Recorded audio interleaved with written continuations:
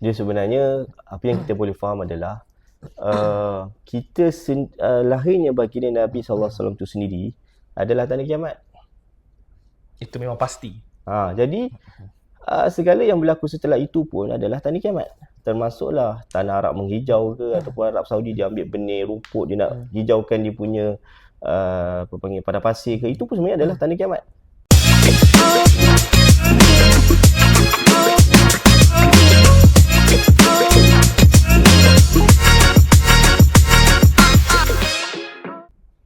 Okay guys, Assalamualaikum warahmatullahi wabarakatuh. So kembali lagi kita ke dalam podcast pada hari ini. Pada hari yang sangat berbahagia. Pada hari ini. So dekat sebelah saya ni ada Ustaz Zaki. Jadi Ustaz, boleh tak perkenalkan diri secara ringkas? Ustaz siapa? Duduk mana? Kerja mana? Ataupun tulis apa?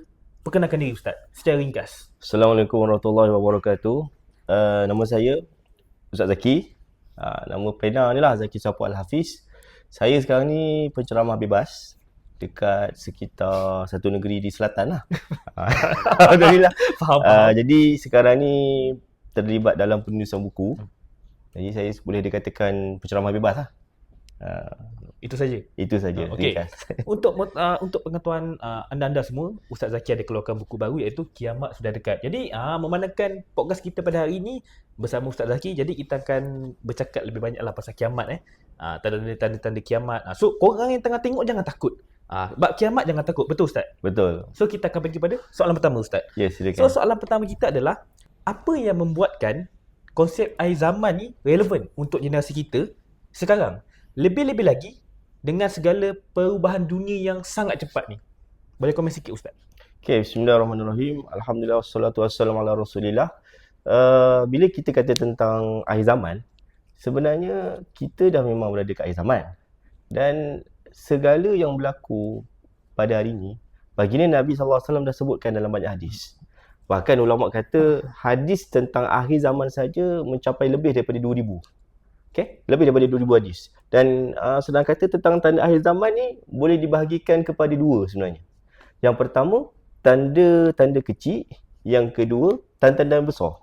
Tanda-tanda kecil ni boleh diceritakan dalam satu hadis, iaitu hadis Jibril, yang mana baginda Nabi SAW menceritakan ada satu orang lelaki datang, menceritakan bahawa ada satu orang lelaki datang yang mana rambut dia hitam, pakaian dia putih bersih.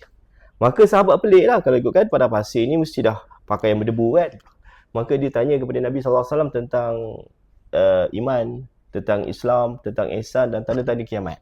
Bila ditanya kepada Nabi SAW bila berlaku kiamat, Nabi kata yang dia tanya tak lebih tahu daripada yang bertanya. Maknanya dua-dua tak tahu.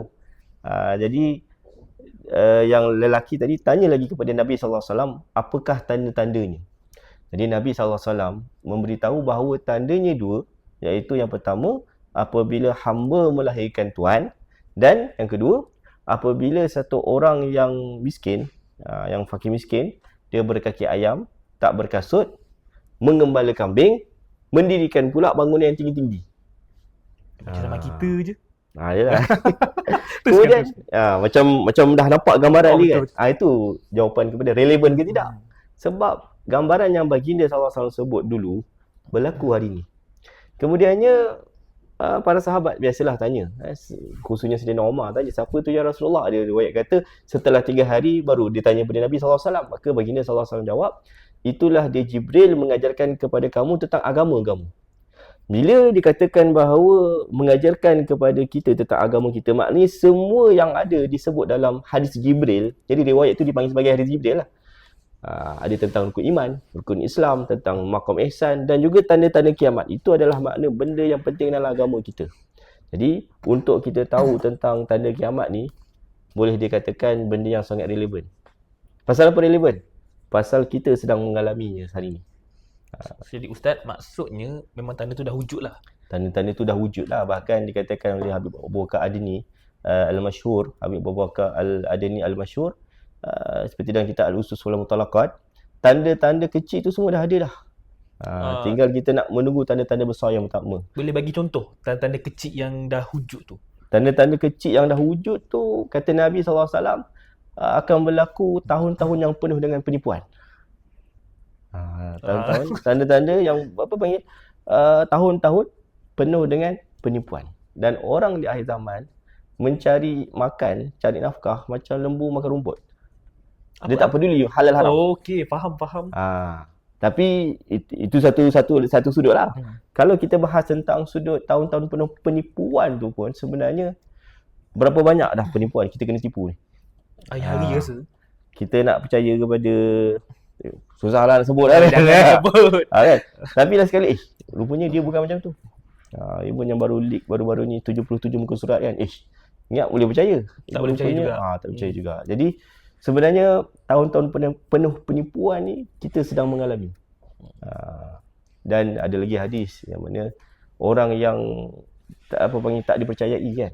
Orang yang khianat diangkat menjadi pemimpin. Orang yang jujur tidak dipercayai. Banyak tu.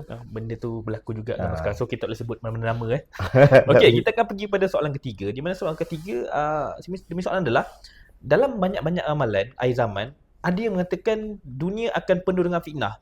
Jadi apa sebenarnya maksud fitnah tu? Dalam konteks masa zaman kita hari ini. Macam yang kita tahu fitnah ni maksudnya contoh saya kata kat ustaz ni benda tak betul. Adakah fitnah saya? Adakah itu fitnah dia? Dia sebenarnya ramai tak faham benda tu. Ya. Okey, baik. Bila dikatakan fitnah ni sebenarnya maksudnya ujian. Bukan saya kutuk ustaz benda yang tak betul. Itu pun fitnah juga. Ujian bagi saya tu. Ujian bagi saya. Okay. Jadi fitnah ni sebenarnya adalah ujian lah. Dan kalau kita kaji hadis-hadis tentang akhir zaman, fitnah ni boleh dibahagi kepada 9 paling kurang. Fitnah masa, fitnah tempat, fitnah akidah ibadah, fitnah muamalat, fitnah politik, fitnah akhlak, fitnah wanita, fitnah pertumpahan darah, peperangan dengan fitnah tanda-tanda kiamat. So ustaz boleh ceritakan? Boleh, ni panjang. Boleh, tak ada masalah. Biasanya kalau tengok video-video lain kat YouTube, dia akan bahas 3 fitnah lah. Fitnah ahlas, fitnah sarak dengan fitnah duhaimak. Tapi kita nak bincang fitnah-fitnah lain dulu. Teruskan ustaz. Okay. Sebenarnya ada satu orang sahabat baginda Nabi SAW yang namanya Huzaifah Al-Yamani. Digelar sebagai sahibus siri Rasulillah. Rahsia-rahsia yang baginda SAW titipkan kepada beliau simpan. Nabi suruh simpan, jangan cerita, disimpan. Kecuali nak diberitahu kepada orang-orang tertentu lah. Salah satunya adalah tentang sebuah fitnah yang akan melanda seperti gulungan ombak. Jadi benda ni ditanyakan oleh siapa? Ditanyakan oleh Khalifah Umar Al-Khattab. Tanya kepada Huzaifah yang mana, apa maksud dia tu? Fitnah yang seumpama gulungan ombak tu. Maka kata Huzaifah, fitnah tu sekarang ni dihalang oleh satu pintu. Jadi Umar pun tertanya-tanya. Pintu tu dibuka ataupun dipecahkan? Maka agak-agak apa jawapan Huzaifah? Dipecahkan. Ya. Maka Umar pun tahulah apa akan jadi. Dia pun tahu. Maka apa yang berlaku adalah setelah itu pada zaman Umar Al-Khattab ada satu orang hamba Parsi nama dia Abu Lulu'ah Fairuz. Dialah yang membunuh Sayyidina Umar. Dan bila Sayyidina Umar terbunuh saja, yang menggantikannya adalah Sayyidina Osman. Beza dengan Sayyidina Osman dan Sayyidina Umar adalah dari segi polisi. Contoh zaman Sayyidina Umar, orang-orang pepanggil kepercayaan lah, sahabat-sahabat besar tidak dibenarkan untuk meninggalkan Madinah. Sayyidina Ali dan sebagainya tak boleh tinggalkan Madinah, mesti duduk Madinah jadi penasihat kepada khalifah. Zaman Sayyidina Osman longgarkan. Undang-undang dah lebih longgar lah. Tapi dalam masa yang sama, pihak-pihak yang nak jatuhkan Islam dia ambil kesempatan. Antaranya Abdullah bin Sabah. Ini seorang Yahudi yang masuk Islam, tapi bila tak dapat pengaruh, maka dia buat apa? Dia rosakkan Islam. Itulah gerakan Sabaiyah. Antaranya gerakan Sabaiyah ni, dia mengaku Ali itu adalah Tuhan. Itu dahsyat tu. Teruk sangat. Ada riwayat menyebut bahawa Ali marah dengan golongan ni. Ali suruh taubat, tak nak taubat. Ali penjara, tak nak taubat lagi. Maka Ali bakar dengan api. Sampai tak macam itu. Dia tak macam tu. Itu kira hukuman yang sangat berpanggil berat lah untuk orang yang mengaku Ali ni Tuhan. Tapi sebenarnya terkemudian tahun-tahun setelah itu ada faham Syiah, Rafidah yang melampau sampai anggap Ali tu Tuhan. Maknanya lepas tu ada lagi fahaman tu. Baik. Setelah zaman Osman, zaman Osman muncul golongan Sabaiyah. Dan muncul juga golongan yang dia menganggap Osman ni kleptokrasi, nepotisme. Melantik Bani Umayyah saja sebagai anggota kerajaan. Padahal sebenarnya daripada zaman Nabi lagi, zaman jahiliah lagi, orang Bani Umayyah ni dah memang majoriti dalam pentadbiran negara. Sebab apa? Mereka ni ada bakat. Jadi Saidina Osman meneruskan saja tradisi tu. Ya, dia maybe jadi masalah sebab Saidina Usman itu sendiri adalah Bani Bani Umayyah. Umayyah. Itu. Saidina Osman apa panggil? Jadi pendek cerita, Saidina Osman pun dibunuh dalam satu rusuhan. Bila Saidina Osman wafat, syahid, yang menggantikan adalah Saidina Ali. Saidina Ali pun wafat kena bunuh dengan siapa? Abdul Rahman bin Muljam. Jadi fitnah tu terus merebak. Mana ujian pergolakan kekacauan ni terus bergolak. Tapi satu pelajaran yang kita boleh dapat daripada fitnah akhir zaman ni, ataupun fitnah-fitnah yang melanda pada zaman sahabat ni, adalah jalan apa yang kita boleh ambil. Apa tindakan yang kita boleh ambil adalah perdamaian. Okey. Cicit Nabi. Siapa nama dia? Hasan. Yang kedua nama Husain. Hasan, Nabi SAW kata, anakku ini akan mendamaikan antara dua kelompok yang berseteru, yang bergaduh.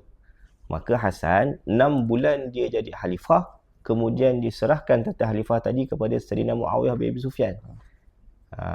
Supaya apa? Supaya umat Islam ni tak terus bertelagah. Jadi ini satu lagi lah kita punya pelajaran adalah kita jangan memanjangkan pemusuhan dan sebagainya. Ambil iktibar daripada Sayyidina Hasan. Ini baru pertama tadi, fitnah tentang masa. Teruskan. Boleh teruskan lagi? Boleh, tak ada masalah. Yang kedua tentang apa? Fitnah apa? Fitnah tentang tempat. Fitnah tentang tempat. Antaranya hadis Nabi SAW menyebut apa? Tidak akan berlaku kiamat sehinggalah tanah Arab kembali menjadi padang rumput dan diairi sungai-sungai. So Ustaz, kita stop kejap sebab bila bercakap pasal benda tu kan, saya rasa dalam 5-6 tahun lepas sampai sekarang ni pun kadang-kadang viral lah. Contohnya, contoh macam bila dekat Utara Arab, Tabuk contohnya kan, tiba rumput naik bersalji, orang cakap, oh kiamat dah dekat. Ya betul, kiamat dah dekat. Tapi adakah benda tu sebenarnya tanda? Ataupun apa yang diucapkan tu sebenarnya merangkumi seluruh Arab, di mana Arab betul-betul menghijau, bukan sekadar kawasan Tabuk saja. Dia sebenarnya, apa yang kita boleh faham adalah, lahirnya baginda Nabi SAW tu sendiri adalah tanda kiamat. Itu memang pasti. Jadi segala yang berlaku setelah itu pun adalah tanda kiamat. Termasuklah tanah Arab menghijau ke, ataupun Arab Saudi dia ambil benih rumput, dia nak hijaukan dia punya padang pasir ke, itu pun sebenarnya adalah tanda kiamat. Jadi maknanya apa yang berlaku, perubahan yang berlaku setelah baginda Nabi SAW diutuskan tu pun adalah tanda kiamat sebenarnya. Jadi jawapannya adalah jelah memang tanda kiamat. Cumanya kita kena faham sebab musabab, sebab dan akibat. Kenapa? Itu pun rentetan daripada hadis Jibril. Yang mana dalam hadis Jibril baginda SAW sebut bahawa orang yang miskin, berkaki ayam, mengembala kambing, mendirikan bangunan yang tinggi-tinggi. Maknanya mereka ni asalnya orang yang susah lah. Kabilah Arab lah kan, susah. Betul. Tapi dapat kekayaan, mampu menara tinggi. Maknanya contoh macam Arab Saudi lah, Dubai sebagainya. Dulu kabilah Arab yang miskin, jumpa telaga minyak pula. Ya Habibie Jamal Maulana. Demokrasi lah. kan? Jadi mereka nak guna duit ni untuk apa? Nak buat padang rumput, ikut dia lah.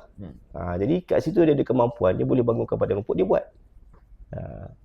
Boleh jadi satu lagi adalah perubahan iklim dan sebagainya. Ya, betul. Tapi dalam masa sama kita kena percaya yang itu semua adalah kuasa Allah. Dia alam ni, perubahan alam ni dia tak akan berlaku kecuali dengan izin Allah. Ya betul. Okay, Ustaz. Teruskan Pasal tempat tu. Tentang padang rumput di mana? Di tanah Arab. Di tanah Arab. Dan Nabi SAW juga bersabda akan berlaku satu fitnah yang akan menyapu bersih bangsa Arab. Ni maknanya akan berlaku satu fitnah, bangsa Arab ni akan ramai mati. Dan sebenarnya kalau kita tengok banyak berlaku kan. Zaman Baghdad lagi kan. Mongol ramai yang bunuh, satu kota Baghdad dihancurkan. Begitu juga dalam perang Iraq dan sebagainya. Betul, Arab Spring lagi. Arab Spring lagi ramai terbunuh. Jadi ada satu lagi ya. Ni kalau dalam kuliah akidah biasa sebutlah. Ni Nabi SAW satu masa ada orang daripada Syam datang. Syam ni kalau hari ni Syria, Jordan, Syria, Lebanon dengan Jordan. Palestin. Palestin pun dikira Syam. Jadi ada yang datang daripada Syam, ada datang daripada Yaman. Kemudian Nabi doakanlah, Nabi doakan orang Syam, Nabi doakan orang Yaman. Datang pula orang daripada Najd. Najd ni kalau tengok peta Arab ni bahagian tengah-tengah pada pasir itulah kan. Kemudian Nabi SAW tak doakan. Nabi doakan Syam, berkatilah Syam. Nabi doakan berkatilah Yaman. Tapi Nabi tak doakan Najd. Maka Nabi SAW sabda apa? Di sana akan berlaku gempa bumi dan pelbagai fitnah, dan di situ akan muncul tanduk syaitan. Jadi kata Mufti Mekah pada zaman itu, pada zaman terkemudian lah, Syekh Ahmad Zaini Dahlan, namun di situlah muncul satu fahaman yang membid'ahkan, mengkafirkan umat Islam. Okey. Kalau tahulah kita ni orang negeri selatan, satu balai polis ni kena bunuh sebab apa? Yang menyerang tu Radin Ramiullah namanya. Dia menuduh orang polis ni dah kafir. Sebab? Sebab berhukum dengan demokrasi lah. Allah. Dan sebagainya, buat yasin tahlil dan sebagainya, maka dihukumkan sebagai kafir lah. Dan sebenarnya kawan-kawan selidik dekat sana, sebenarnya dia memang berasal daripada JI, Jamaat Islamiah. Dan kalau di negeri selatan tu memang ada madrasah Luqmanul Hakim, yang mana silibus dia memang silibus daripada situ. Ataupun dia pakai akidah Tauhid 3 lah. Lagi sampai sekarang ke dah tak ada? Dia mesti dah kena basmi dah. Alhamdulillah. Tapi zaman tu siapa? Nurdin Maktub kot tak silap. Ya. Pernah singgah. Sembahyang asar. Gurau Pernah singgah lah antara orang yang bergerak ni kan. Baik. Sebenarnya ni antara buku saya lah, dan ini yang terbaru. Saya cuma sebut setiap fitnah tu satu saja. Kalau tak cukup masa. Tak apa. Boleh Ustaz. Yang ketiga, fitnah tentang akidah dan ibadah. Fitnah tentang akidah dan ibadah. Nabi SAW kata, ilmu agama tak akan hilang dengan sekaligus dicabut dari dada manusia. Apa maksudnya? Padahal kita ni kitab ada banyak, buku ada banyak. Tetapi macam mana ilmu agama tu boleh hilang? Tak baca. Kata Nabi SAW, dengan cara dimatikan alim ulama. Maknanya ilmu agama ni dia bukan baca buku saja, dia kena dengan kefahaman. Kena berguru lah sebenarnya. Dan kena dengan berguru. Tahu Ayah Bin? Tahu Ayah Bin. Siapa guru Ayah Bin? Saya tak ingat dah. Saya bapa mentua dia betul. Hasan Nak Imam. Ya. Hasan Nak Imam. Hasan Nak Imam ni nama famous tu. Awak tahu tak nama asal dia apa? Apa? Hasan Anak Limau. Kelakar kan? Okey. Kenapa tukar jadi Hasan Nak Limau? Ganas sikit. Ganas lah, limau kena bahas. Pasal apa Hasan Nak Limau? Dia kerja dia jual anak limau. Memang jual. Dia memang jual. Hasan Nak Limau ni dia berguru. Satu masa dia engkar dengan arahan guru dia. Ada satu arahan. Guru dia memang guru yang betul lah. Guru dia guru yang betul. Satu hari dia engkar satu arahan. Lepas tu dia buat jemaah sendiri, rekrut Ayah Bin jadi murid dia. So bermulalah kesesatan. Dan sebenarnya Ayah Bin pun dia tahu ilmu-ilmu batin, kebatinan ni. Dia tahu daripada mana? Daripada inilah perguruan-perguruan yang menceritakan, mendedahkan tentang rahsia-rahsia tadi. Contohnya dia tahu yang mana kalau gunakan benda-benda kotor, najis dan sebagainya, maka orang yang minum ke makan ke kan dia akan jadi bodoh. So Ayah Bin dia memang pakai najis ke benda-benda kotor. Kalau tengok pendedahan murid-murid dia banyak cerita. Jadi apa nak saya nak cerita sini adalah orang belajar ilmu agama. Tapi kalau tanpa bimbingan guru yang betul, gurunya diangkat, Allah Ta'ala cabut nyawa ke apa, tak ada guru yang boleh membimbing, maka orang boleh jadi sesat. Itulah fitnah pada akidah, pada ibadah. Dan kalau kita lihatlah zaman tabi'in, seperti macam mana muncul fahaman Mu'tazilah. Agama ni. Macam mana muncul Mu'tazilah? Lama dah tinggal sekolah agama. Bila Wasil bin Atta dia ingkar dengan Hasan Al-Basri. Dia tak setuju tentang persoalan orang kafir, orang kafir pula, orang yang buat dosa besar ni tak jatuh kafir. Pada Wasil bin Atta, kalau orang buat dosa besar dia jatuh kafir. Pada Hasan Al-Basri tak jatuh kafir. Berdosa besar lah, tapi tak jadi kafir kan. Maka dia pun uzlah, itizal pun keluar daripada majlis Hasan Al-Basri. Jadilah fahaman baru Mu'tazilah. Macam tu juga sebenarnya macam mana fahaman-fahaman lain muncul. So senang cerita yang daripada terputus dengan guru yang benar. Jadi senang cerita yang sesat ni muncul sebab dia menyeleweng daripada Buat apa yang kepala dia belajar. sendiri. Oh. Buat palatau lah senang cerita. Buat tahu lah. Macam tu. Okay, teruskan Ustaz. Teruskan. Kita buat style cakap sikit tak apa. Boleh, tak ada Sebab masalah. saya terbiasa style tu. Saya kalau boring ni memang tak tu sudah. Kita Jadi lain. lain lah. Jadi fitnah muamalat. Fitnah muamalat. Muamalat ni bing muamalat lah. Kewangan lah. Muamalat ni kewangan, apa panggil, perhubungan kita dengan manusia kan. Jadi dalam satu masa Abu Hurairah radhiyallahu anhu riwayatkan hadis Nabi sallallahu alaihi wasallam yang mana baginda sallallahu alaihi wasallam sabda, umatku akan ditimpa penyakit-penyakit yang pernah menimpa umat terdahulu. Apa tu? Apa tu penyakit tu? Jadi kata Nabi sallallahu alaihi wasallam, penyakit tu ialah hidup bermewah-mewah supaya secara melampau, suka menunjuk-nunjuk, tamak mengumpulkan harta, berlumba-lumba dalam urusan dunia, saling membenci, saling berdengki sehingga membawa kepada kezaliman dan pertumpahan darah. Berlaku tak? Benda tu kita panggil, apa orang cakap, dah biasa. Bahkan itulah resepi viral. Kita kalau nak viral, kita kena tabur duit. Tabur duit, baru orang percaya. Awak ikut tak yang mendekat menara apa tu dulu? Menara mana? Dia kena tunjuk kereta Mercedes dulu. Tu. Mustang dulu kan.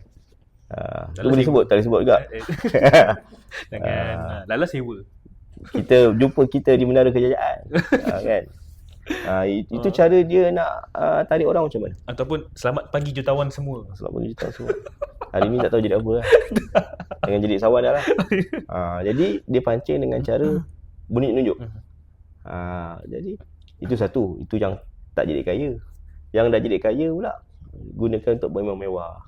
Tapi kalau bayar zakat tak apa. Alhamdulillah kan. Tapi bermewah-mewah guna untuk benda yang tak tahu jadi apa kan. Itu tak boleh. Ataupun ada juga yang kes, saya suka relate dengan kes lah tapi tak payah sebut nama. Okey, boleh. Ada satu orang ni, dia suka menunjuk-nunjuk yang dia ni dengan dia mewah dengan isteri dia. Padahal dia orang biasa je. Rupa-rupa. Okey. Lepas tu isteri dia mungkin tak tahan ke apa ke, rupa-rupanya ada masalah. Jadi sebenarnya menunjuk-nunjuk ni dia akan jadi masalah kepada jiwa kita. Ya, lagipun kita tunjuk benda yang kita, apa orang cakap, benda seronok je. Benda tak seronok kita tak tunjuk. Ya. Nangis kat belakang tak tunjuk. Tu lah. Macam Papa Zola menangis. Sebelah happy, sebelah lagi mengalir air mata. Kebenaran tak pernah menangis. Okey. Teruskan. Jadi pada satu masa Nabi SAW duduk dengan para sahabat. Dan Nabi melihat seorang sahabat masuk, Mus'ab bin Umair. Pernah dengar nama ni? Pernah dengar tapi tak familiar sangat dia punya kisah. Mus'ab bin Umair ni kalau orang tabligh dia familiar lah dengan kisah ni kan. Yang mana dia satu orang yang kaya raya, kesayangan maknya. Tapi bila dia masuk Islam, dia tinggalkan segala kesenangan. Ini Mus'ab bin Umair. Jadi sampai tahap Mus'ab bin Umair ni dia ada selai kain lusuh je, bertampal pula tu. Selai kain lusuh bertampal dengan kulit. Jadi bila lihat dhaifnya Mus'ab ni, baginda sallallahu alaihi wasallam menangis. Mengenangkan dulu kat Mekah ni Mus'ab ni hidup mewah. Bahkan katakan kalau dia pakai minyak wangi tu, minyak wangi punya mahal, dia seorang je pakai. Daripada hujung pasar tahu, ni Mus'ab ni, tak ada orang lain lah. Orang panggil T5 lah. T20. T20. Jadi itu T5 lah. T5 yang betul-betul kaya. Betul-betul kaya. Okey. Kemudian bila sampai di Madinah, dia tinggalkan segala-galanya. Jadi Nabi SAW tanya kepada para sahabat, bagaimana agaknya keadaan kamu pada satu masa nanti akan datang? Apabila kamu keluar pada waktu pagi dengan satu jenis pakaian dan balik pakaian lain pula. Keluar pakai baju lain, balik pakai baju lain. Beli kat luar. Kan boleh jadi. Maknanya banyak baju tu. Kemudian apabila satu hidangan makanan diangkat, hidangan lain pula disediakan. Rembayung. Sedap apa lah. Sedap je tadi. Sedap. Harga pun sebenarnya okey je. Orang belanja tak kata. Jadi bila hidangkan satu makanan, dessert pula. Kan. Masya-Allah, masyarakat. Dan rumah kamu pula dihias seperti Kaabah. Ada langsir kan. Ada rokok-rokok, tirai semua kan. Jadi sahabat jawab, mana lebih baik? Dia tanya kepada para sahabat, mana lebih baik? Jadi sahabat jawab, mestilah yang tu lagi baik. Kami ni taklah sibuk cari rezeki, boleh tumpukan masa untuk ibadah kan. Maksudnya semua benda dah ada. Ibadah je lah. Sebab zaman sahabat susah. Jadi nak cari rezeki lagi, nak ibadah lagi kan. Ini semua benda dah ada. Ibadah je lah. Tak payah fikir benda-benda dunia. Tapi Nabi SAW kata tidak. Sebab Nabi kata kehidupan kamu ni sekarang ni lebih baik daripada kehidupan kamu pada masa tu. Dan betul tak kata Nabi? apa maksudnya sebenarnya? Kata Nabi. Kemewahan tu melalaikan. Okey, faham. Kemewahan tu melalaikan. Dan kita ni mungkin kita fikir, aku ni kalau duit berkepuk 1 juta, tak payah kerja. Aku boleh duduk kat rumah sembahyang je. Tak ada. Tak adanya. Dah dapat 1 juta, nak 1 juta mob lagi. Tak ada. Manusia semua macam gitu. Ataupun kita ni kan mesti belanja je kan. Confirm. Jadi itulah fitnah ataupun ujian dari segi muamalat, dari segi harta. Ada lagi kita masuk kepada fitnah yang lain. Sebelum kita masuk pada fitnah politik, ada satu hadis yang panjang. Okey, teruskan Ustaz. Yang mana tentang muamalat. Baginda Nabi SAW sabda, akan datang satu masa jika 5 perkara ni berlaku dalam kalangan kamu. Ada 5 benda ni jadi pada kita, maka tak ada lagi kebaikan. Nabi suruh jaga-jaga dengan 5 benda ni. Hati-hati. Jangan buat 5 benda ni. Dan kata baginda SAW, aku berlindung kepada Allah agar kamu tak hidup pada zaman tu. Kalau boleh jangan hidup zaman tu. Zaman bila tu? Kita baca dulu. Okey, teruskan. Jadi baginda SAW sebut, yang pertama, apabila zina dilakukan secara terbuka tanpa rasa malu. Dark side. Maka akan merebaklah penyakit itu. Kalau tak sesuai boleh. Boleh. Maka akan merebaklah nanti jemaah dekat masjid. Ustaz, apa je dark side? Maka akan merebaklah penyakit yang cepat menular. Seperti taun, serta muncul penyakit-penyakit baru yang tak pernah wujud sebelum itu. Boleh namakan satu jenis penyakit sebab zina. Sifilis. STD. STD, sifilis, lepas tu HIV. Banyak. Yang saya baca lah itu hari kan. Banyak clickbait kan. Kadang kita baca. Ada seorang bayi ni, mata sebelah dia jadi buta. Sebab apa? Sebab ada orang yang dia hidap sifilis ke apa ke, cium baby. Ada lalu tak? Tak ada lalu. Mungkin Saya tak tahu macam mana. Dia ada penyakit STD. Lepas tu dia cium. Saya punya TL semua baik-baik Ustaz. Dia cium mata tu, mata budak tu jadi buta. Kena tanya biologi lah. Macam mana. Tapi Nabi SAW kata, kalaulah zina tu dilakukan secara terbuka, maka akan berlaku penyakit. Allah akan turunkan penyakit. Yang kedua, apabila masyarakat mengurangkan sukatan dan timbangan dalam jual beli, maka akan berlaku kemarau, kesempitan hidup dan kezaliman daripada pemimpin mereka sendiri. Maknanya, kalau rakyat sendiri, dia jual beli tu secara tak jujur, nanti yang naik adalah pemimpin yang tak betul. Pemimpin yang jahat lahir daripada tangan pengundi. Betul. Bukan pemimpin jahat membentuk rakyat yang jahat. Rakyat yang jahat membentuk pemimpin yang jahat. Sebab kata Profesor, salah undi dapat. Apalah. Yang ketiga, apabila mereka kan mengeluarkan zakat harta. Ni tak nak bayar zakat. Maka Allah akan menahan hujan daripada turun. Jadi Allah mengangkat keberkatan. Macam sekarang ni pun dah masuk ke kemarau kan? Itu tadi saya on the way. Saya on the way dekat mana? Sebelum masuk ni kita macap Macap. Tak ada air pula. Tu lah sebab kampung saya dekat air Simpanggam pun. Tak ada air. Itulah highway macap tu, bayangkan RNR tu. Tak ada air. Tak ada air. Masak. Saya masuk sebenarnya boleh lagi.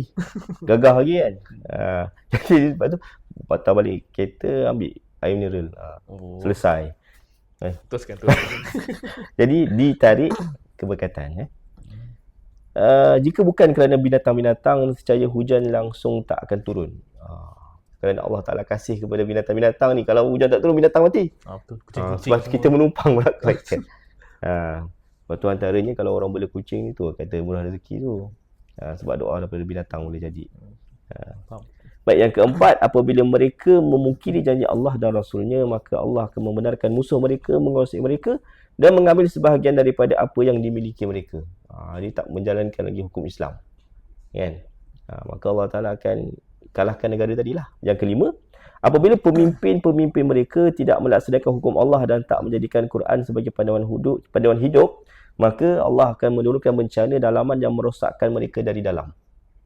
Ni boleh tengok apa yang berlaku contoh zaman Baghdad dulu kan. Khalifah Al-Mu'tasim Billah dan sebagainya. Begitu juga yang berlaku zaman-zaman sultan dulu, kita tahulah macam mana. Kan? Baik, itu tentang muamalat. Seterusnya tentang fitnah politik. Ni fitnah politik. Ni macam best je. Politik, siasah, kuasa. Jadi sebenarnya yang seperti saya sebut tadi, kenapa Sayyidina Umar dibunuh? Sebab politik. Orang Parsi merasakan Umar ni yang menjatuhkan mereka punya empire. Maka mereka bunuh Sayyidina Umar. Kenapa Osman dibunuh? Sebab politik. Rasa tergugat, orang Yahudi tadi saya tergugat, maka dibunuh Sayyidina Osman. Kenapa Ali dibunuh? Politik juga. Sebab politik, sebab Khawarij. Maka berlaku kekacauan lah, kekacauan. Dan sebenarnya baginda Nabi SAW memberitahu kepada Abu Hurairah tentang fitnah-fitnah yang akan datang. Selain Huzaifah, ada jugalah Abu Hurairah. Dan Abu Hurairah pernah sebut bahawa aku ada 2 kantung hadis. 2 kantung hadis. Satunya aku cerita kat orang, satu lagi aku bakar. Apa dia bakar? Aku tak cerita. Kata para ulama, yang dibakar tu adalah riwayat-riwayat tentang pemimpin-pemimpin zalim dan siapa mereka. Jadi benda tu yelah, takdir Allah akan berlaku juga macam mana pun kan. Sebenarnya banyak cerita ni tentang politik ni, tapi saya cuba tapis-tapis. Saya cuba tapis-tapis lah. Tapi jangan sebut nama. Okey, contohlah tentang kematian anak cucu Nabi, iaitu Hasan dan Husain. Hasan ada riwayat kata mati sebab diracun. Husain kita tahulah dipenggal kepalanya kan. Yang mana kepalanya sekarang berada di Mesir. Cuma saya nak katakan bahawa kerana fitnah politik ni merebak kepada fitnah akidah. Fitnah akidah. Okey. Dia asalnya fitnah politik, iaitu ada penyokong yang taksub kepada Sayyidina Ali. Kemudian mereka muncul menjadi faham Syiah. Syiah ni melarat sampai menganggap Sayyidina Abu Bakar dengan Sayyidina Umar ni merampas tahta Sayyidina Ali. Dan tak silap saya, diorang melaknat sahabat kan? Diorang melaknat Aisyah radhiyallahu anha. Dan itulah cerita dia sebenarnya. Teruskan. Boleh bagi saya sikit masa nak cerita ni? Panjang juga sebenarnya. Dan kita tahu sebenarnya sahabat radhiyallahu anhum ajma'in ini, mereka semua Allah dah redha pada mereka, mereka redha kepada Allah. Radhiyallahu anhum wa radu anhu. Jadi mustahillah mereka nak buat satu benda yang tak masuk akal. Padahal Nabi SAW dah doakan para sahabat ni. Lagilah asyara mubasyarah fil jannah. Abu Bakar dalam syurga, Umar dalam syurga, Osman dalam syurga, Ali dalam syurga. Nabi kata. Jadi apa panggil, Aisyah radhiyallahu anha, malaikat kirim salam. Allah tu pun malaikat kirim salam. Dia riwayat lah. Allah kirim salam. Kan? Aisyah tu. Jadi apa tadi, contoh yang berlaku kepada Sayyidina Aisyah dengan Sayyidina Ali dipanggil sebagai perang Jamal. Itu fitnah politik. Fitnah politik. Yang mana sebenarnya Sayyidina Ali dalam perjalanan nak menguruskan satu peperangan ni lah. Maka lalu dia kota Madinah ketika itu. Maka ramai-ramai tu menyangka nak kena serang. Maka Sayyidina Aisyah dengan pasukannya pun keluar daripada nak berunding lah kan. Tapi masa tu nak malam. Maka Sayyidina Ali berkemah di luar kota Madinah. Sayyidina Aisyah duduk dalam kota Madinah. Tetapi tengah-tengah malam tu ada pihak yang nak mengadu domba, mengapi-apikan, dia serang kedua-dua pihak. Maka pihak Sayyidina Ali menyangka Sayyidina Aisyah serang. Sayyidina Aisyah sangka Sayyidina Ali serang. Maka berlaku peperangan.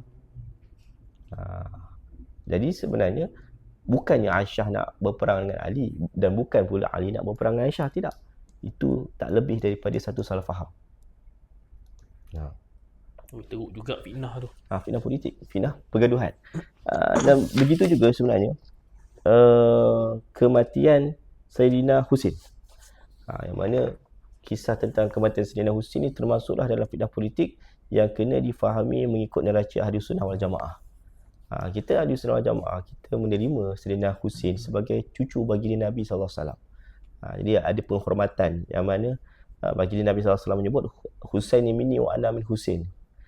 Husin daripada aku dan aku daripada Husin. Maknanya rapatnya baginda Nabi SAW dengan Sayyidina Husin. Jadi Husin dibunuh oleh Yazid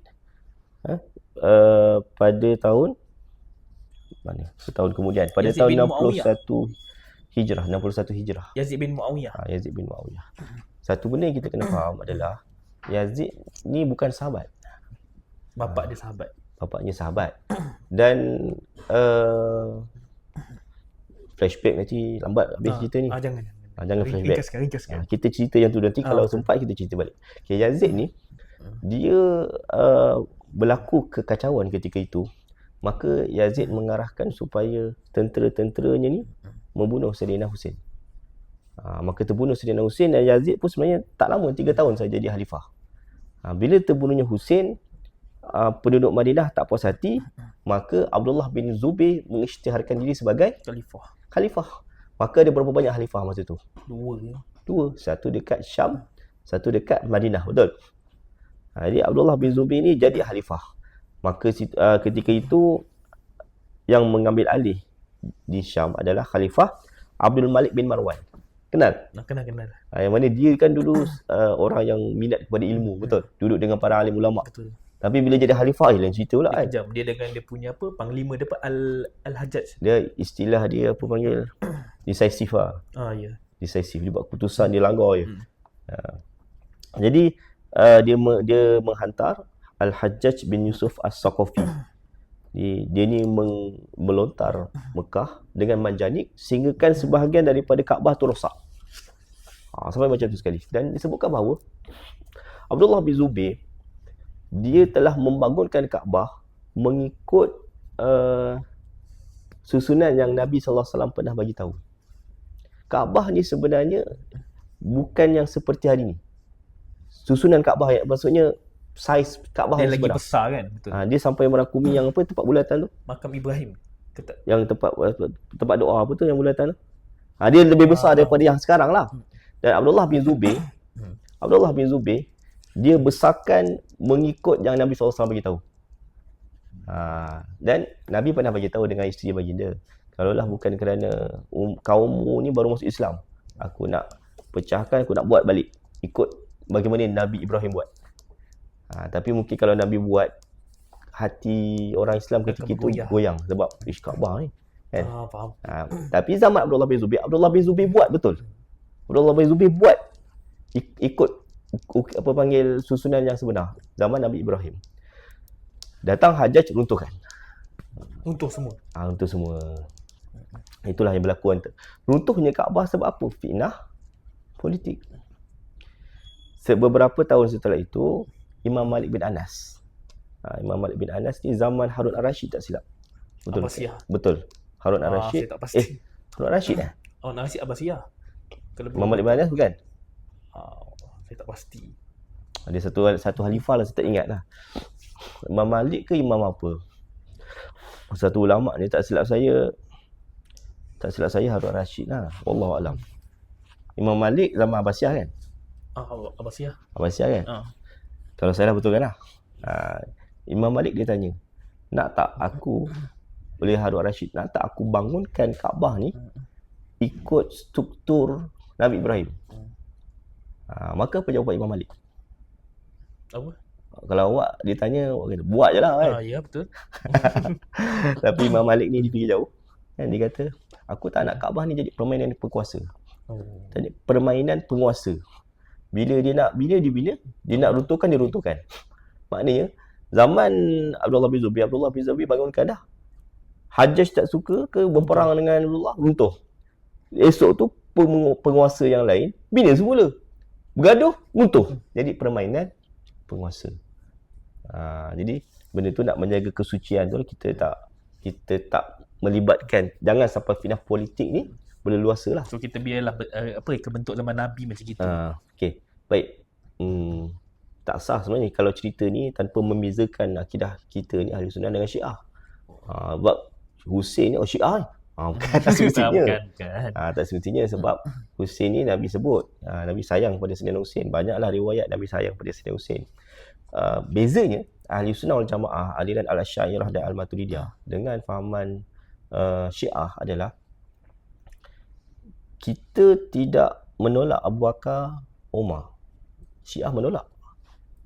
Kita tak menolak. Mengenai Yazid pula, Yazid kita kena tahu yang dia memang bukan sahabat. Jadi apakah pandangan para ulama terhadap Yazid?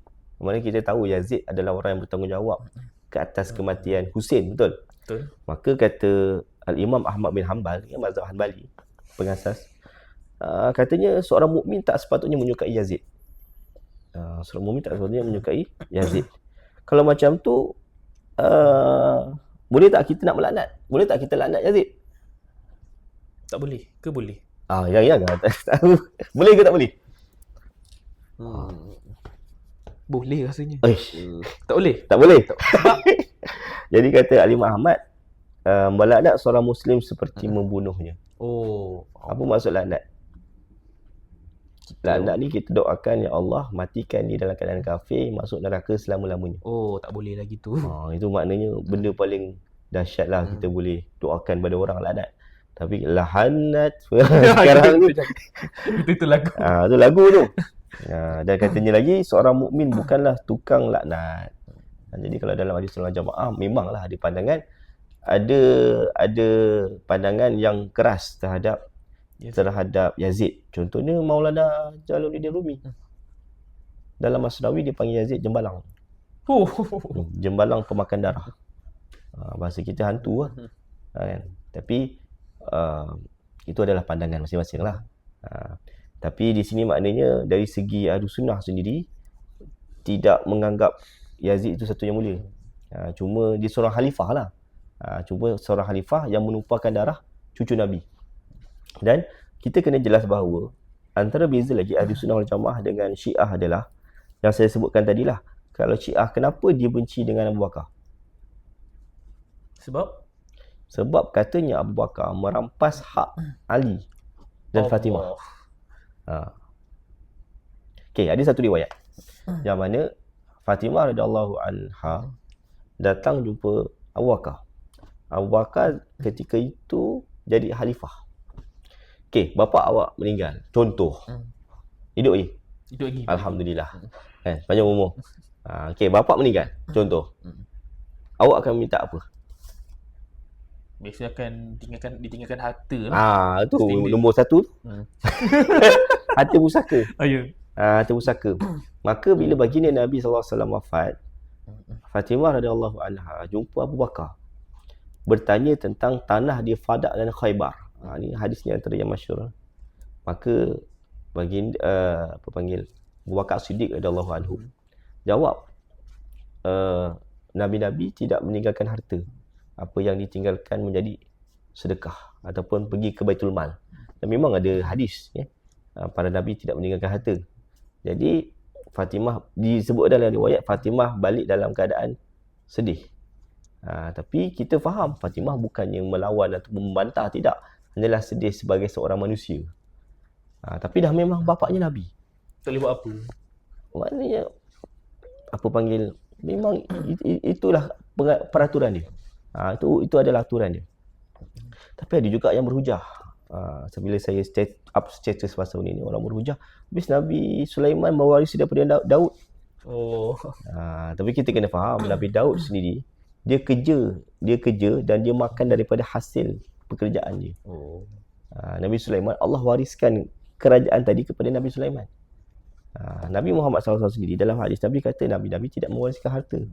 Maka dalam kes Nabi SAW sendiri tak boleh kita nak samakan dengan yang lain. Dan sebenarnya kita tahu bahawa setiap Nabi tu dia ada syariat sendiri. Dia ada syariat sendiri. Jadi Nabi SAW tak mewariskan harta. Maka tanah baginda SAW di Fadak dan Khaybar, tanah Nabi dijadikan harta Baitul Mal. Maka baliklah Sayyidatina Fatimah. Dan kita tahu bahawa Fatimah ni tak lama. Beberapa bulan setelah baginda wafat, Fatimah pun wafat. Dan kita pun tahu satu kisah yang mana ketika baginda Nabi SAW sedang gering, sedih Fatimah ni. Maka jumpa Nabi bisik sesuatu. Jadi gembira dia punya wajah dia. Gembira.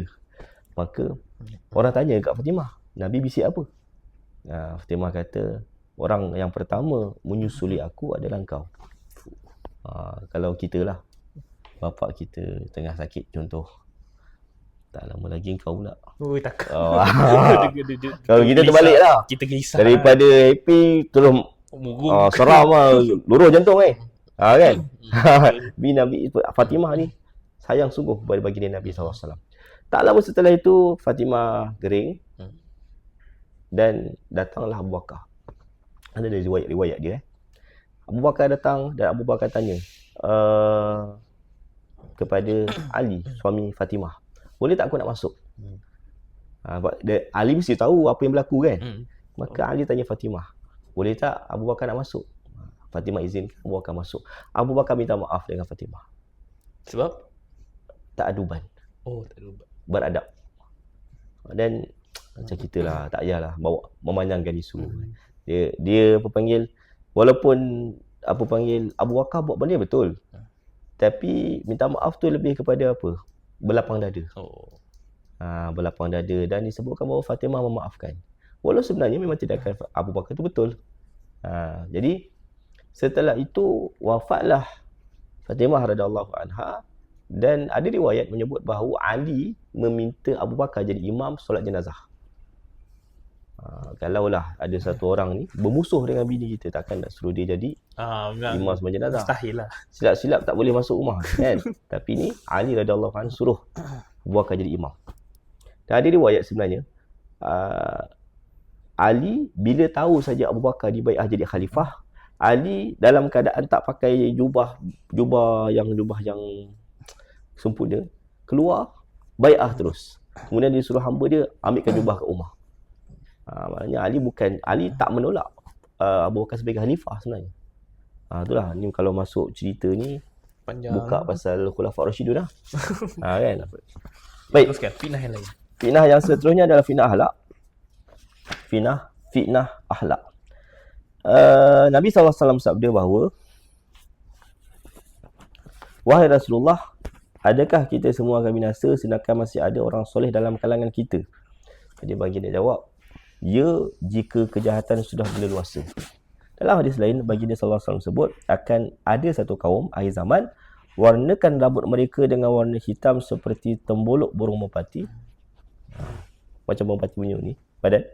Mereka tak akan mencium bau syurga. Kita tahu kan, hukum mewarna hitam rambut lelaki ni haram. Tapi dia jual lagi warna rambut lelaki.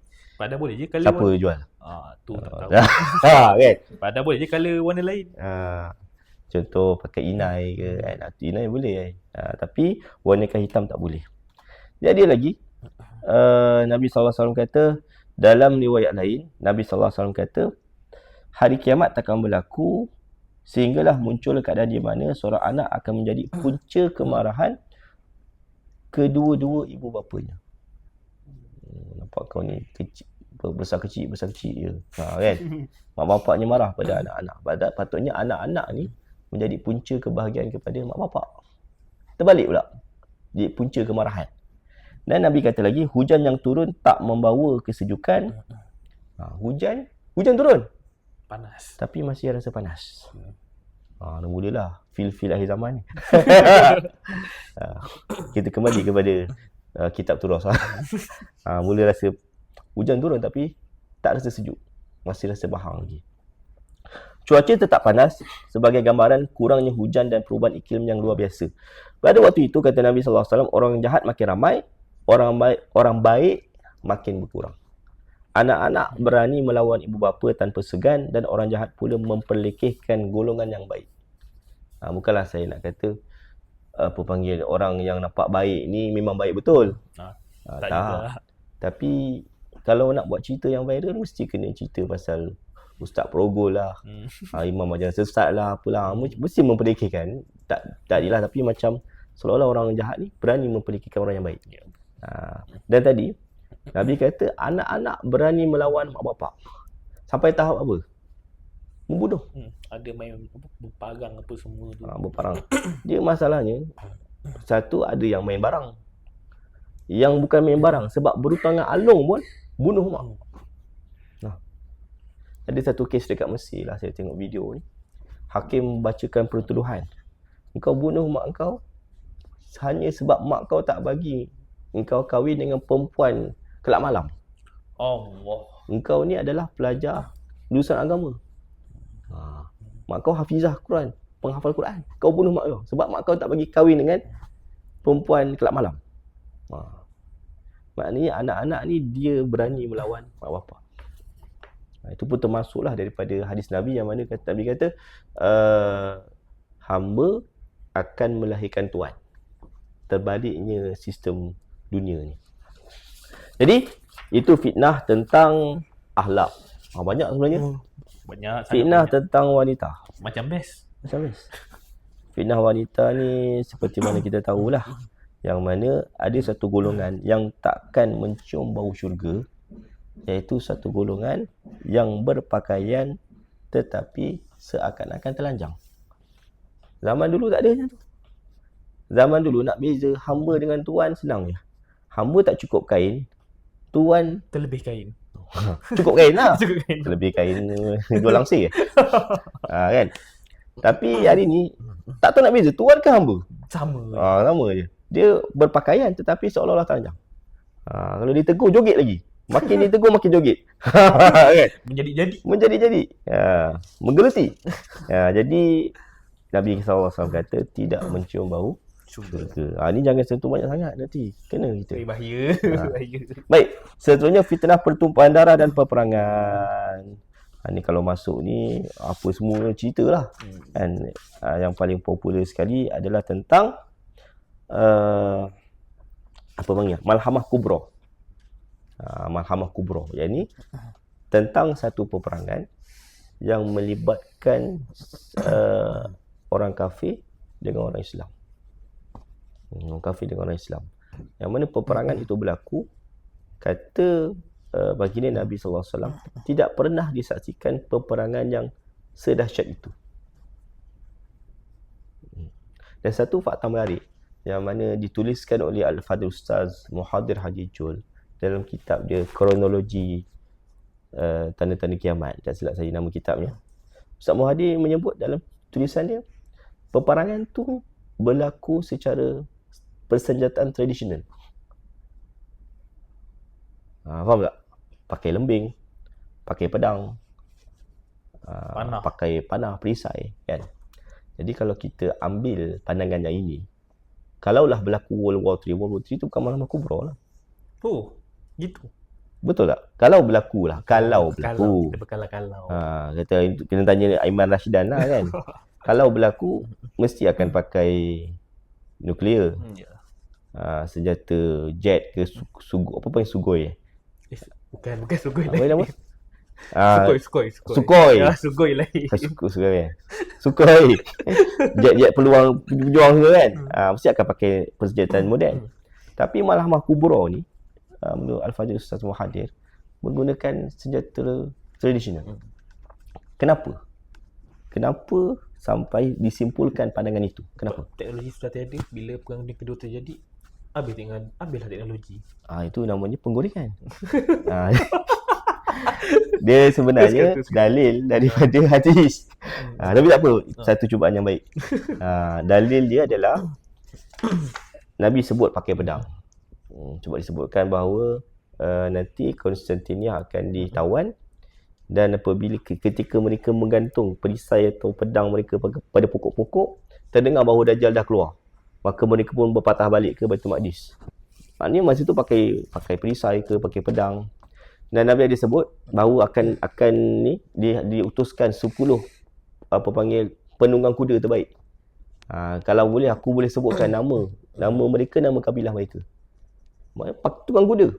Dalam riwayat lain disebutkan bahawa apabila tiba waktu malam, mereka akan menunggu.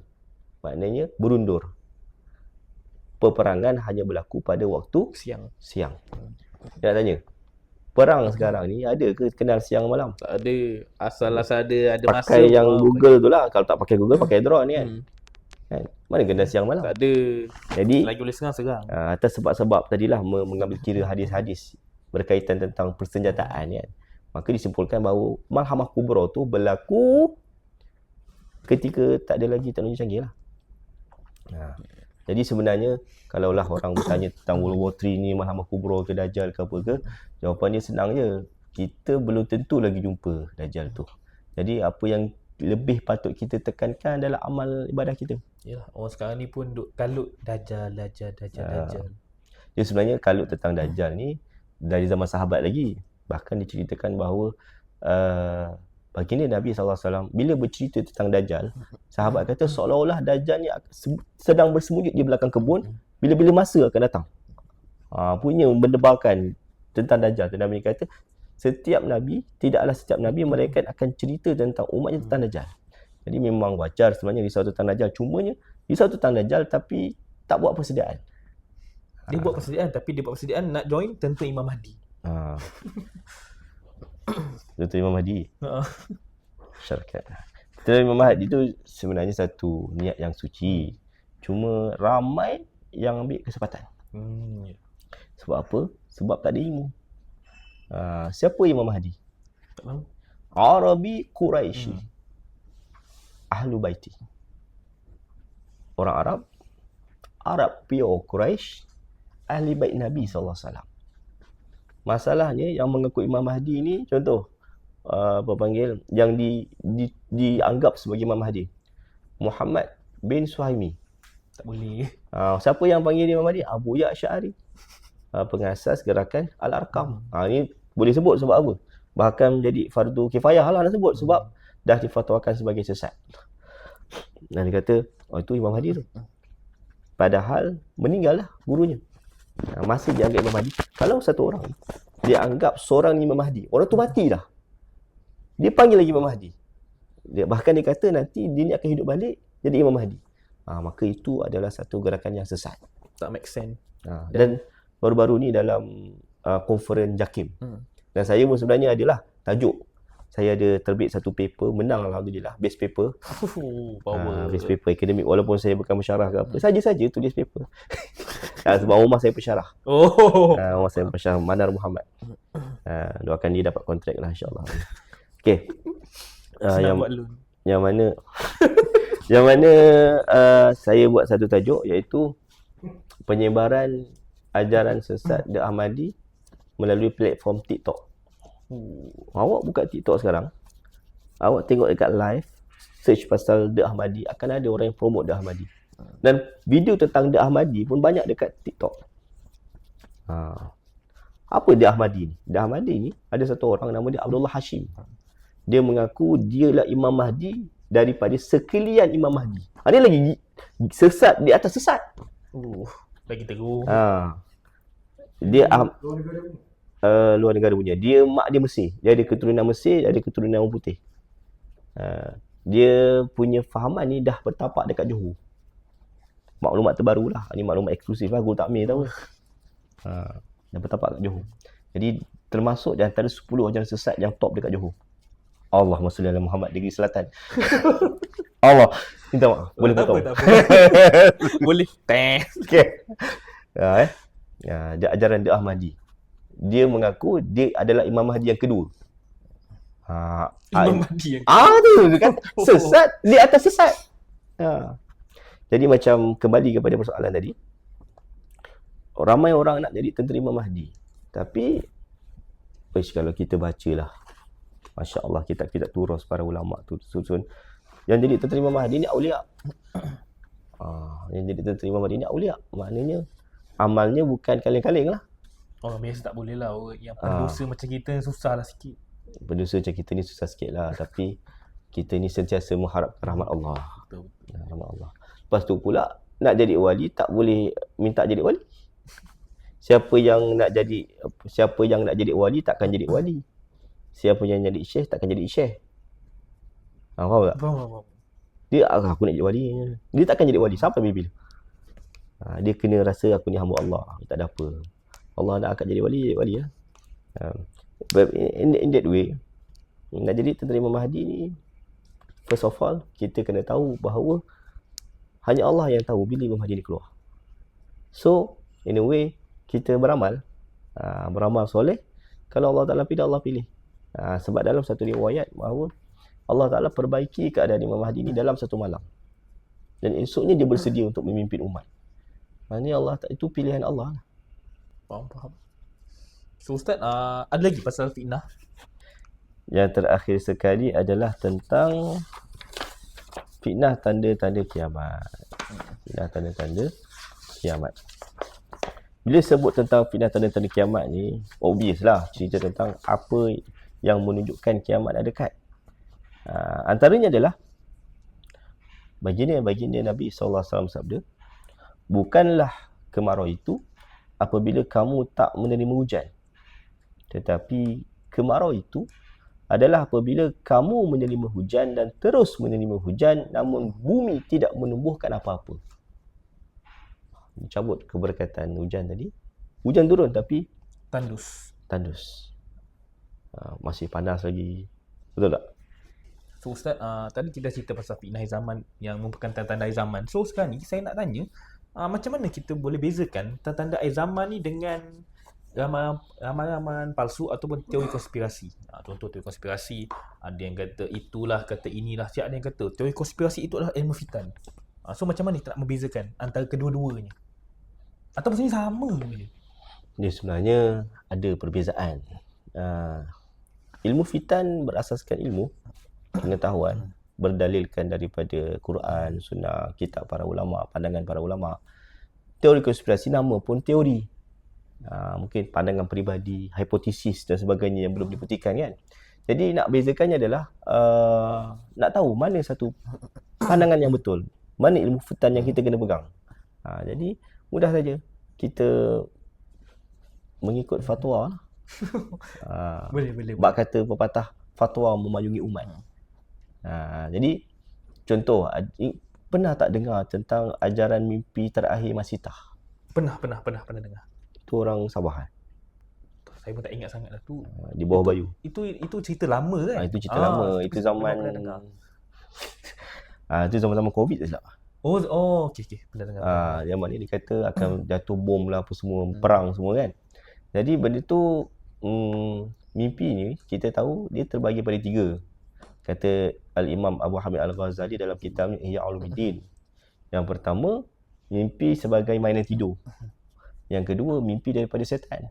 Yang ketiga, mimpi daripada malaikat. Mimpi daripada malaikat ni mimpi daripada Allah lah. Allah tu malaikat. Jadi bila tadi ramalan dan sebagainya, boleh jadi ramalan tu adalah mainan tidur. Jadi kita kena bezakan. Dan seperti saya katakan, jawapan saya mudah je. Berpegang kepada fatwa. Berpegang pada fatwa. Dan fatwa sekarang pun Masya-Allah. So jadi selagi mana tak ada apa yang tak dengan fatwa, kita tolak teruslah. Yelah. Kalau yang belum putuskan, kadang nak putuskan fatwa tu ambil masa. Ya betul. Kalau kita rasa macam macam lain ni, hati-hatilah.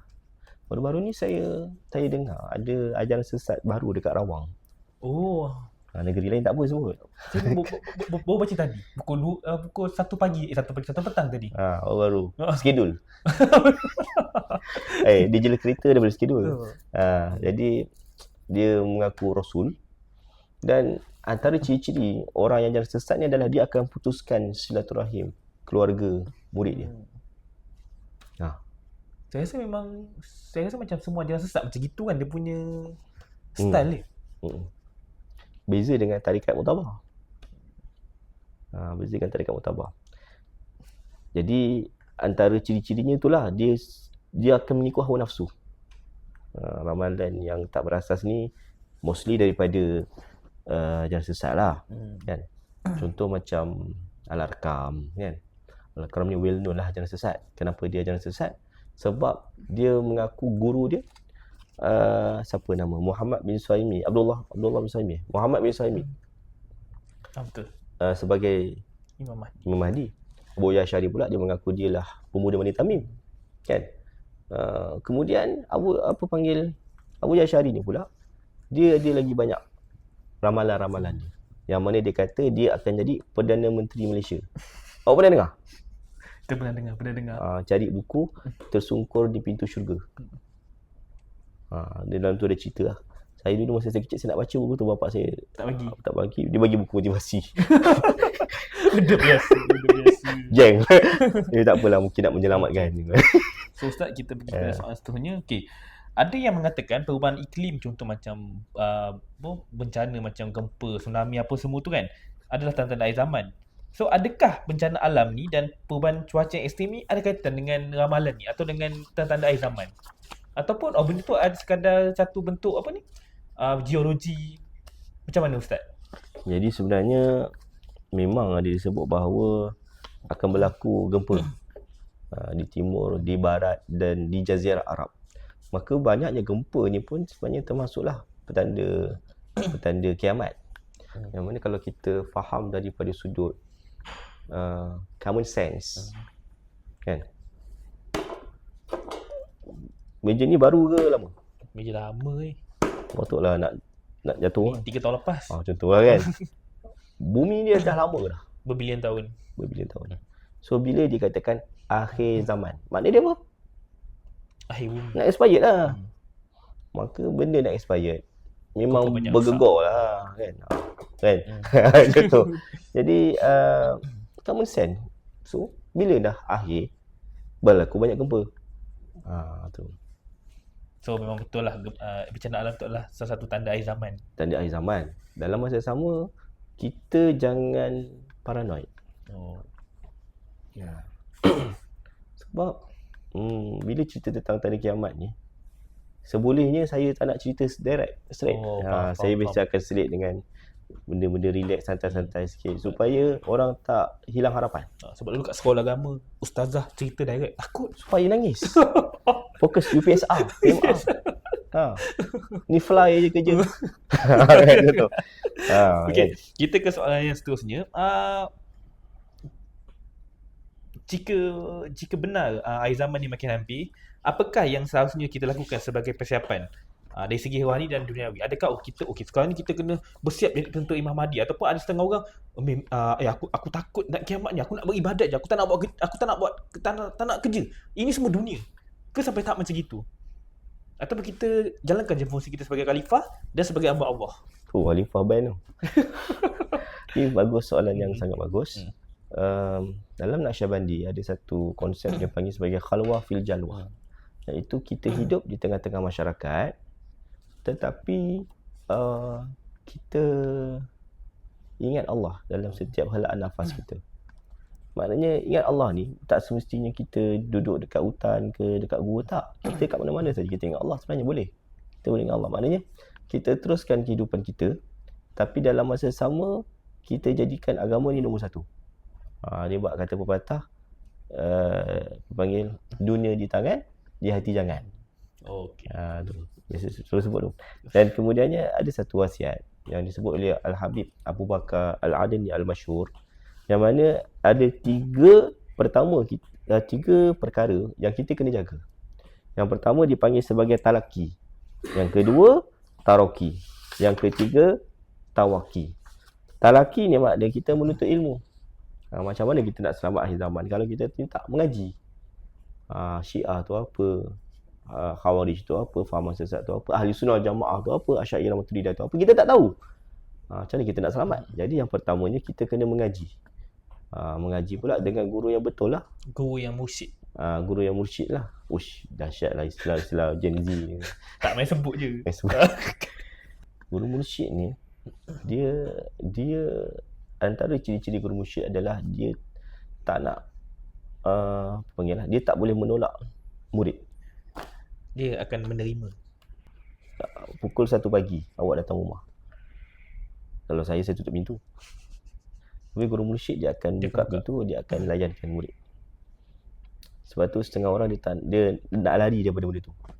Tapi kalau ada orang mengejar nak jadi guru mursyid, hati-hati. Mungkin dia nak title. Okey. Ada setengah orang dia claim dia adalah guru mursyid tapi rupanya makan duit ni, tu ini. Tak sedap lah. Kita teruskan. Yang kedua, at-taraki. Iaitu kita perbaiki ibadah kita, selawat kita dan sebagainya dengan bimbingan guru. Dan zikir ni ada dua lah kalau kita ikut dari segi tasawuf. Yang pertama dipanggil sebagai zikir hasanat, yang kedua zikir darajat. Zikir hasanat zikir biasalah, macam kita zikir selepas solat tadi kan. Selepas solat ada wirid dipanggil sebagai wirid al-Qushashiyah, daripada Imam al-Qushashi.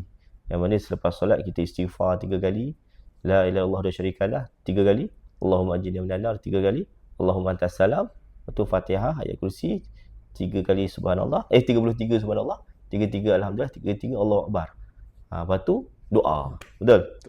Itu zikir hasanat. Ada pula zikir darajat yang mana bila berzikir tu dia akan menaikkan maqam kita, kerohanian kita di sisi Allah. Kemudian kita tambah lagi zikir yang tertentu. Tapi bilangan zikir tu diberikan oleh guru yang mursyid.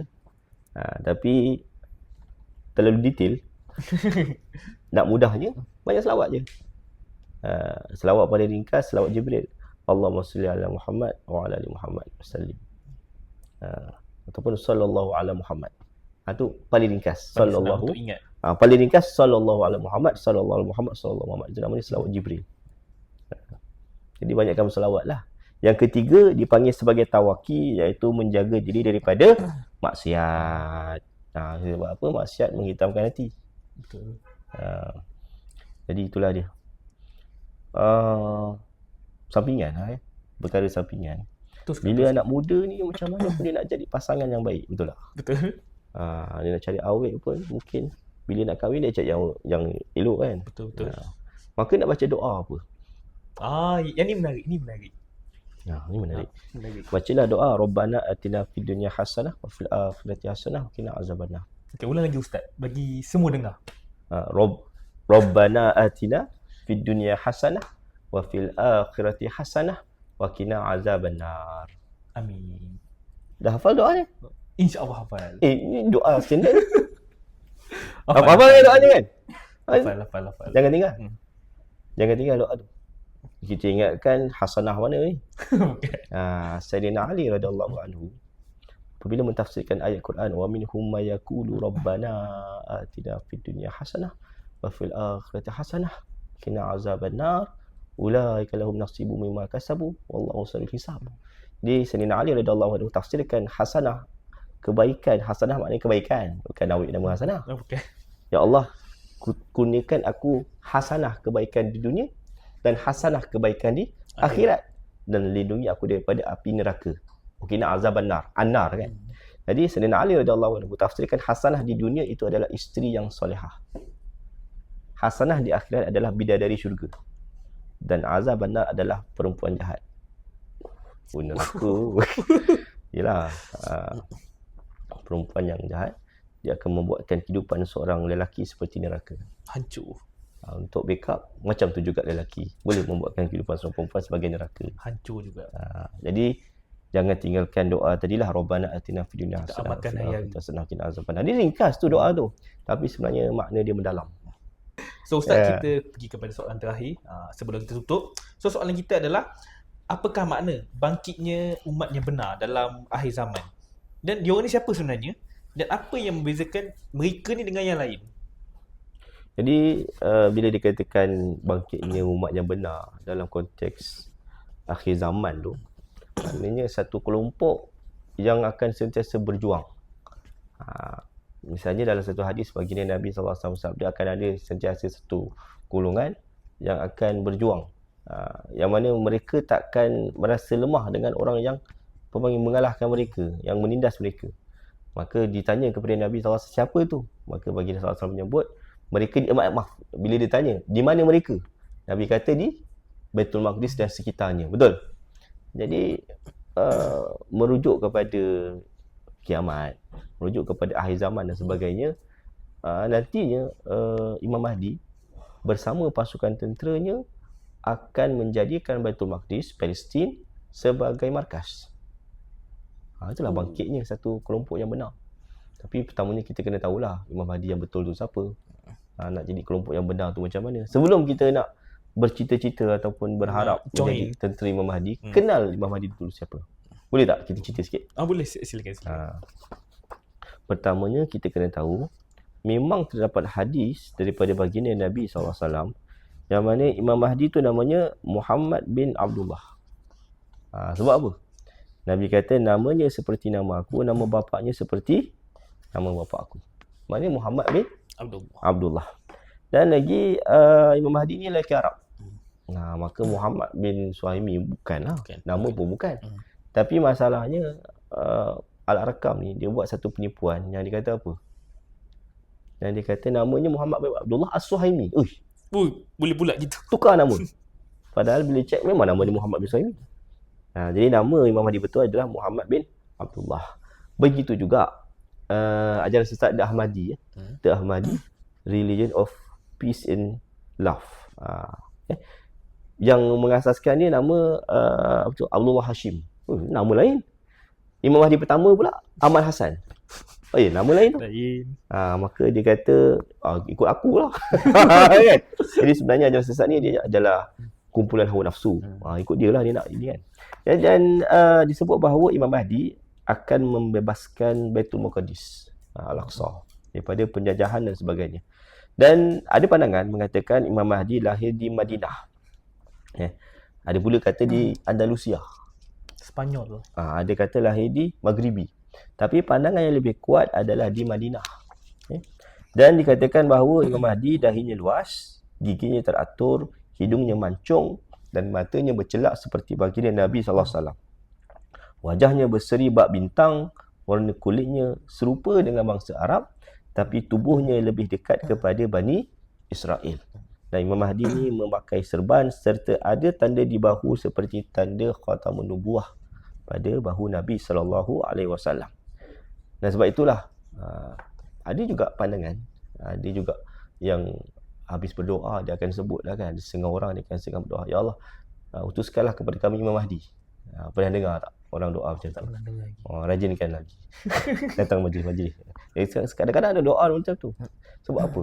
Sebab ada sebuah hadis disebutkan bahawa sesungguhnya Allah Ta'ala dan sesungguhnya Allah mengutus kepada umat ini setiap 100 orang seorang yang akan memperbaharui agama mereka. Ini dipanggil sebagai mujaddid, pembaharu. Mujaddid kurun pertama tak lain tak bukan Umar bin Abdul Aziz. Setelah itu ada lagi, antaranya ada yang kata Imam Syafi'i dan sebagainya kan. Setelah itu. Tapi untuk zaman ni kita tak tahu lagi siapa. Tak ada lagi. Tak tahu lagi siapa. Maka ada yang berharap mujaddid ataupun pembaharu yang menghidupkan agama pada zaman kita Imam Mahdi. Tapi itulah seperti mana saya katakan sekali lagi, wallahu a'lam. Itu adalah urusan Allah Ta'ala. Jadi sebenarnya takdir kita ni memang dah tertulis. Sekian-sekian apa akan berlaku. Cumanya boleh jadi sesuatu perkara dipercepatkan, boleh jadi ianya berlaku pada masanya, boleh jadi dilambatkan. Contoh ada satu peristiwa. Nabi SAW lalu seorang Yahudi. Maka Nabi kata Yahudi ni akan mati. Kena sengat dengan kelejengking apa ke, wallahualam lah. Kemudian masa seterusnya hidup lagi. Maka ditanya Yahudi ni buat apa? Rupa-rupanya dia bersedekah. Sebab dia bersedekah tu, dia tak jadi kena musibah ke, sengat ke apa ke, dia hidup lagi. Faham tak? Faham. Maknanya takdir ni dah tertulis. Tapi itulah kata doa, dalam satu riwayat doa boleh mengubah takdir, sedekah boleh menolak bala, menyambungkan silaturahim boleh memanjangkan umur. Maka senang kata kita buat baiklah. Moga-moga kita ni dalam kebaikan. Tadi termasuk dalam umat yang bangkit. So Ustaz ada apa-apa lagi? Apa panggil kalau nak bangkit dengan lagu Amantra lah. Bangkit. Budak flat bangkit. Okay guys, kita punya podcast pada hari ini dah tamat. So terima kasih kepada Ustaz sebab banyak berita pasal hari zaman. So untuk penonton korang, kali ni kita bercerita, kita punya podcast agak santai dan tak menakutkan macam sama sekolah agama dulu. Jadi kepada Ustaz terima kasih. InsyaAllah kita jumpa lagi di podcast akan datang. Dan lupa untuk kami sebutkan, ini adalah buku terbaru daripada Ustaz, Kiamat Sudah Dekat, Peristiwa dan Garis Masa. So Ustaz boleh promote sikit Ustaz? Assalamualaikum warahmatullahi wabarakatuh. Ini adalah buku terbaru saya, Kiamat Sudah Dekat. Mungkin kita sering dimomokkan dengan teori konspirasi dan sebagainya. Maka kami dari The Patriots menghasilkan satu buku berjudul Kiamat Sudah Dekat, Peristiwa dan Garis Masa yang disusun menurut kronologi seperti yang telah disusun dalam kitab-kitab turas. Jadi buku ni sebenarnya adalah syarah lah kepada buku Kiamat Hampir Tiba oleh Abu Yashif Fahmi Zamzam. Jadi saya boleh jamin yang mana semua kandungan dalam buku ni berasaskan daripada Quran, Sunnah, huraian para ulama', dan insyaAllah moga-moga kita tergolong dalam kalangan mereka yang selamat di akhir zaman insyaAllah. Okey, jadi kepada anda semua, terima kasih dan kita jumpa lagi di sesi podcast yang akan datang.